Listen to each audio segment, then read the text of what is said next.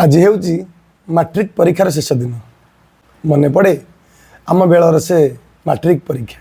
Matric ପରୀକ୍ଷା ଆମ ସମୟର ସବୁଠୁ ବଡ଼ ପରୀକ୍ଷା ଥିଲା। ଦଶମ କ୍ଲାସ୍ ହେଇଯିବା ପରେ ଦୁଇଟା ଟ୍ୟୁସନ୍ ଦିଆହେଉଥିଲା।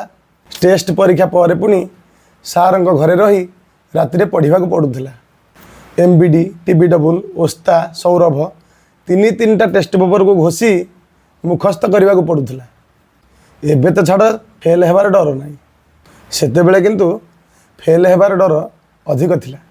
ପୁଅ ପିଲାମାନଙ୍କୁ ବାପା ମା ଡରଉଥିଲେ, ଯଦି ମେଟ୍ରିକ ପାସ୍ ନ ହେବୁ ତେବେ ସୁରଟ ଯିବୁ। ଆଉ ଝିଅମାନଙ୍କୁ କହୁଥିଲେ ମେଟ୍ରିକ ପରୀକ୍ଷା ପାସ୍ ନହେଲେ ତତେ ବାହା କରିଦେବି।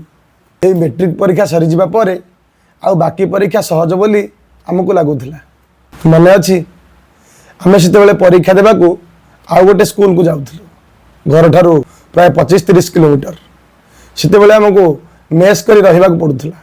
ଘରୁ ଯିବା ବେଳେ ଗ୍ରାମ ଦେବତୀଙ୍କ ପାଖରେ ମୁଣ୍ଡିଆ ମାରି ଯାଉଥିଲୁ। ମାଙ୍କୁ ନଡ଼ିଆ ପଠାଉଥିଲୁ। ବୋଉ ମହାଦେବ ମନ୍ଦିରକୁ ଯାଇ ସେଠି ଜଳ ଛାଇ କରି ଘରେ ଦୀପ ଜଳାଇ ପୋଡ଼ାପୋଡ଼ି ବନ୍ଦ କରିଦେଉଥିଲା। କପି ନେଇ ଯାଉଥିବା ପିଲାଙ୍କର ଭାରି ଡର, କାଳେ ସ୍କ୍ୱାଡ୍ ଆସିଯିବ କଥା ଶୁଣିଦେଲା ମାତ୍ରେ କପିଟାକୁ ପାଟିରେ ପୁରାଇ ଗିଳି ଦେଉଥିଲେ। ଆଉ ସେସବୁ ପରେ ରେଜଲ୍ଟ ବାହାରିବାର ପୂର୍ବ ରାତିରେ କାହାର ଆଖିରେ ନିଦ ନଥାଏ। ପରୀକ୍ଷା ସରିବା ଠାରୁ ରେଜଲ୍ଟ ବାହାରିବା ଯାଏଁ ଆମେ ସମସ୍ତେ ଫାର୍ଷ୍ଟ, ସେକେଣ୍ଡ, ଥାର୍ଡ଼ ଏଭଳି ଭାବରେ ଗୁଳା ପକାଇ ଚାଲିଥାଉ। ରେଜଲ୍ଟ ବାହାରିବା ଦିନ ସକାଳ 10ଟା ବେଳକୁ ଗୋଟେ ବହି ଆସେ। ସେଥିରେ ସମସ୍ତଙ୍କର ପରୀକ୍ଷାର ଫଳ ଥାଏ। ସେଥିରେ ସମସ୍ତଙ୍କ ଫଳାଫଳ ଘୋଷଣା ହୁଏ।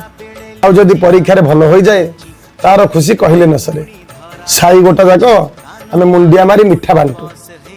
ବଡ଼ମାନେ ବି ଥଟ୍ଟାରେ ଆମକୁ କୁହନ୍ତି, ମିଠେଇ ଚଳିବନି, ରସଗୋଲା କିମ୍ବା ଛେନାପୋଡ଼ ଦରକାର। ସେତେବେଳେ କା ଖୁସି ଏବେର ପିଢ଼ିକୁ ବୁଝାଇଲା ବେଳେ ଗୋଟେ ଯୁଗ ଲାଗିଯିବ।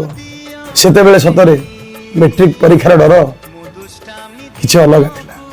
ସେତେବେଳେ ମେଟ୍ରିକ ପରୀକ୍ଷାର ଡର କିଛି ଅଲଗା ଥିଲା। ଧନ୍ୟବାଦ।